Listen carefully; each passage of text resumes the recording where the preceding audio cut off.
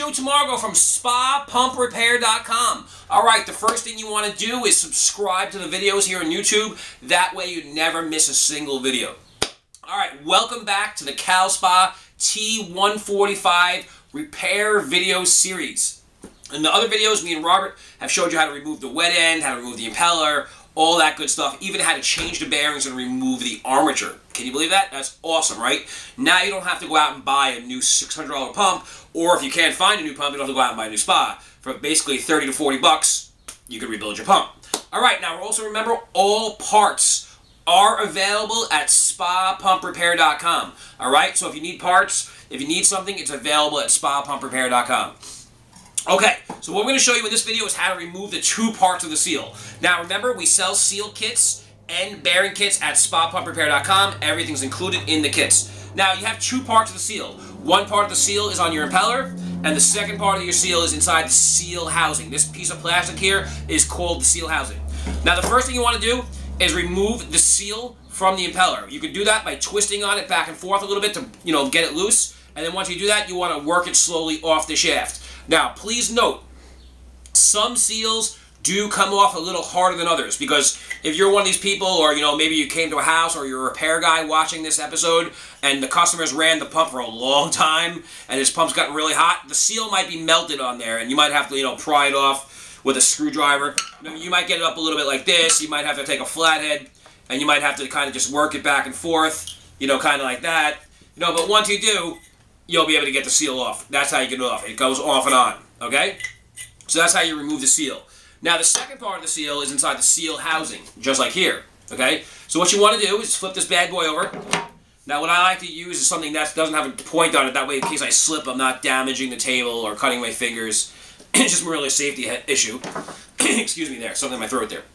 Alright, so next thing you want to do here is take like a flat nut driver, and what you want to do is you want to put it on that white, see that white inside there? You probably get a pretty good close-up on that. You want to take that and you want to put the nut driver on that piece of white plastic, ceramic, and then you just want to give it a good tap like this. One shot, you might take two shots if you're not used to it, and then basically that second part of the seal will pop out. So now you have your one part here and your second part. Now, like I said, everything is going to come included in here, okay? In this seal box, okay? Everything's included. You got the two parts of the seal. I'm going to open this bad boy up.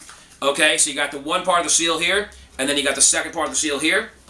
Okay, so what you want to do is you want to get yourself a little bit of you can use gasket sealer, a little rubber silicone, but you want to make sure it's clear silicone, and you want to make sure it's clear and it's made for gaskets. You don't want to get anything like, pipe dope. Like some people are like, oh, like there's a lot of women that watch these episodes. I'm going to use this pen to make the hole a little bigger here. It's probably whatever, but, a lot of, some women watch, it's like, oh, great, my husband's a plumber. Can I use pipe dope? No, you can't. Now, also, pipe dope is not a drug plumbers use, okay? Pipe dope is something that you actually put on pipes to make it lubricate together. So don't think like I'm trying to push drugs, okay? So if you work for the ATF or something like that, and you're like, oh, yeah, well, pumps are pumps, and, this guy's pretty cool on YouTube. Dude, I'm not promoting drugs. Pipe dope, plumber's dope, look it up. It is something that is used to put pipes together. Okay, well, you have disclosure these days, because when somebody will get freaked out. Like, let me just get off topic here.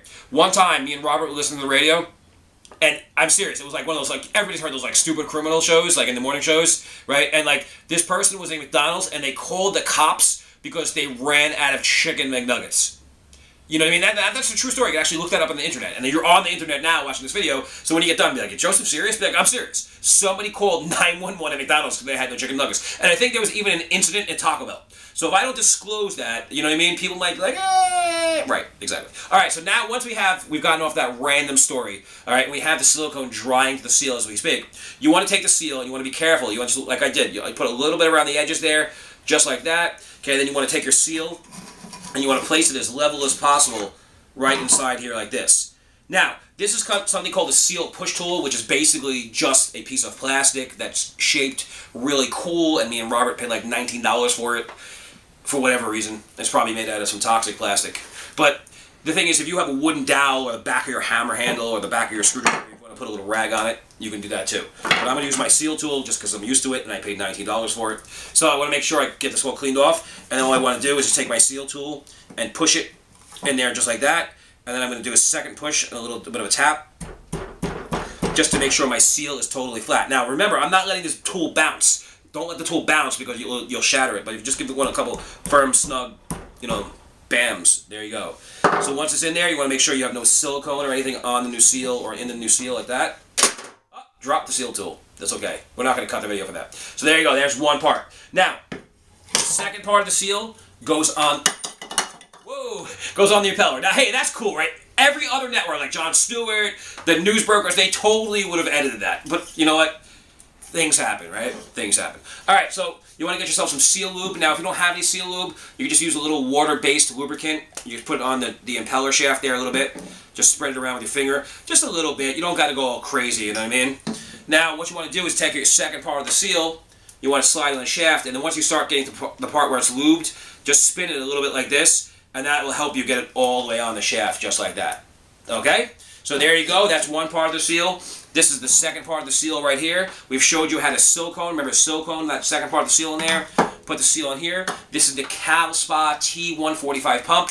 All parts are available in kits, individually, everything at spapumprepair.com. So if you need parts, you need seals, you need bearings, come on over to spapumprepair.com. Make sure you subscribe to our videos. And stay tuned for the next video. I'll be showing you how to put the seal housing back on the pump. This is Joe Tamargo. Thanks for watching. Peace.